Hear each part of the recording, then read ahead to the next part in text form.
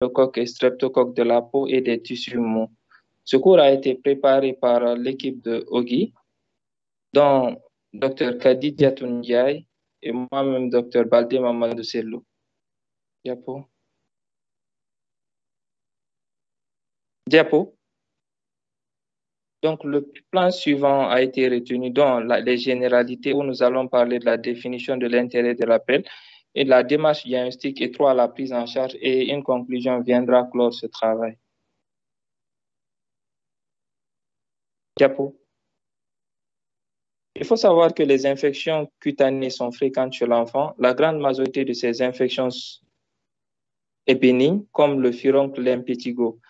Les infections les plus profondes comportent les dermohypodermites bactériennes non nécrosantes, les dermohypodermites bactériennes compliquées par un choc toxinique, les dermohypodermites bactériennes extensives et sévères, et exceptionnellement et gravissimes, les dermohypodermites et fascites nécrosantes, qui peuvent engager le pronostic vital du fait du sepsis et ou de leur diffusion au niveau des tissus profonds. Diapo.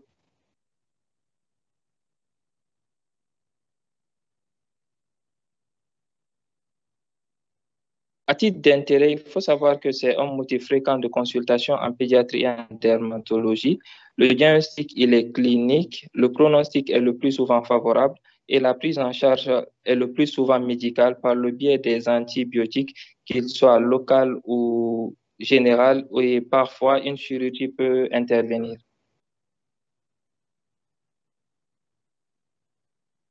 Diapo.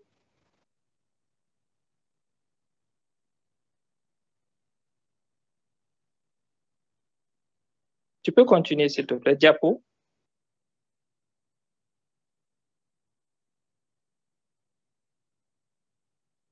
En fait, je pense que c'est le réseau qui fait qu'il y a un décalage à son niveau quand elle défile les diapositives pour toi. Ok, d'accord.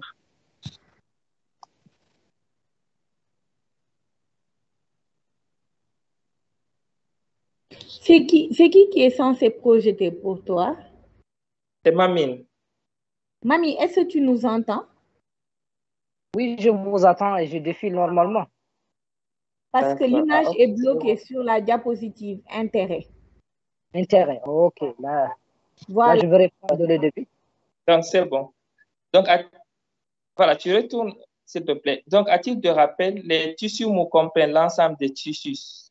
OK, après l'intérêt, les tissus mous comprennent l'ensemble des tissus situés au-dessus du plan ostéocartilagineux qui sont entre autres la peau, le fascia superficialis, qui est une structure inconstante, très grêlée, située au sein de la graisse hypodermique et ne constitue pas une barrière à l'infection. On a aussi l'aponévrose superficielle, qui est une véritable aponévrose extrêmement résistante, située en dessous de la graisse hypodermique et est fermement adhérente au muscle. Diapo.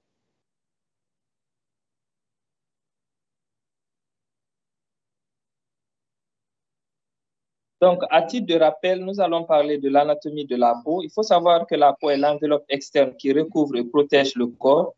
Elle est constituée de 3 couches qui sont de l'extérieur à la profondeur. On a l'épiderme, comme le stipule la figure 1, le derme et l'hypoderme. Diapo.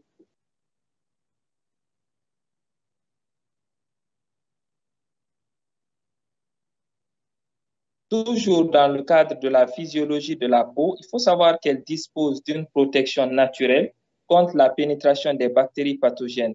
Maintenant, cette protection, elle est d'abord mécanique. La protection chimique, bien entendu, qui a un pH cutané à 5,5, qui est peu propice à la croissance bactérienne. Nous avons également la protection biologique par le biais de la flore naturelle et le réseau immunitaire.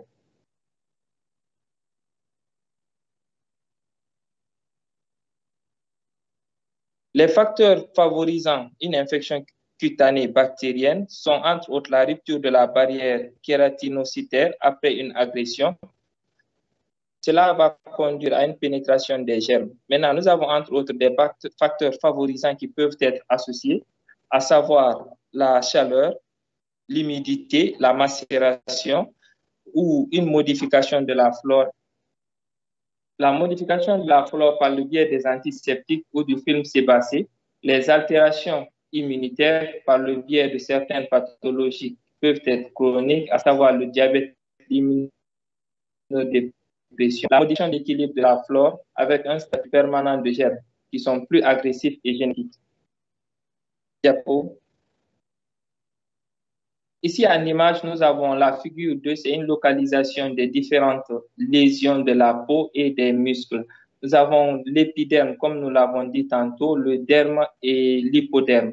Donc, au niveau de l'épiderme, nous avons la couche cornée et kératinocytes. Au niveau du derme, nous avons le tissu conjonctif, les follicules pilieux, la glande sébacée et sudorale, les vaisseaux et les nerfs. Et l'hypoderme, nous avons le tissu graisseux et les vaisseaux.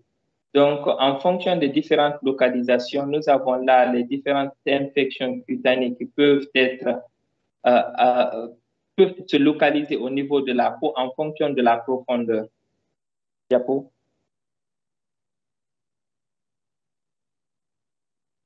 Dans la démarche diagnostique, il faut savoir que les infections cutanées bactériennes, comme nous l'avons dit, peuvent être superficielles et certaines peuvent être profondes. Donc, celles qui sont superficielles, le plus souvent, sont bénignes. À savoir, on peut avoir l'impétigo, on peut avoir le furoncle. Donc, les infections cutanées bactériennes profondes sont rares, mais ils sont aussi compliqués.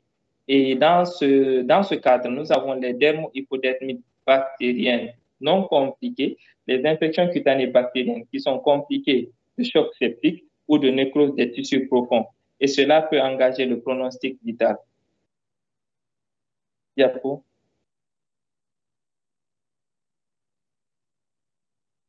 Dans le vif du sujet, nous avons l'impétigo. Nous avons donc essayé de voir en argument clinique et argument paraclinique.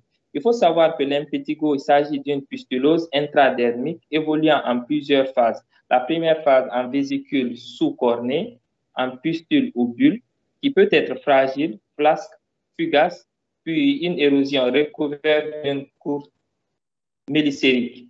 Donc, les lésions sont